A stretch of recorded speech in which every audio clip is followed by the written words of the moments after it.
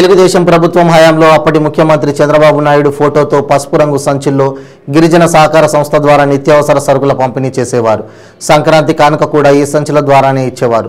గుమ్మలక్ష్మీపురం గిరిజన సహకార సంస్థ బ్రాంచ్ పరిధిలోని లోవముఠా ప్రాంతంలో ఆనాటి తెలుగుదేశం ప్రభుత్వం సంచులతో నిత్యావసర సరుకులను వసతి గృహాలకు తరలించడం కనిపించింది. నేటికి నాటి సంచులు వాడడం విశేషం. ఇప్పటికీ 4 ఏళ్లు గడిచిన ఆ సంచులు వాడడం ఏమిటని పలువురు ప్రశ్నిస్తున్నారు.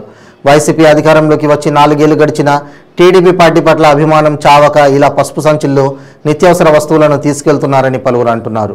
మరోవైపు ఏజెన్సీ ప్రాంతం కదా, ఎవరు చూస్తారు, ఎవరు పట్టించుకుంటారు అనే భావన కూడా ఉండడంతోనే నేటికి చంద్రబాబు బొమ్మ ఉన్న పసుపు బ్యాగులను వినియోగిస్తున్నారనే ఆరోపణలు వినిపిస్తున్నాయి. మరికొందరు తెలుగుదేశం పార్టీ అభిమానులు ఇప్పటికీ మా ప్రభుత్వ సంచులు గిరిజన ప్రాంతంలో కనిపిస్తున్నాయని ఆనందాన్ని వ్యక్తం చేస్తున్నారు.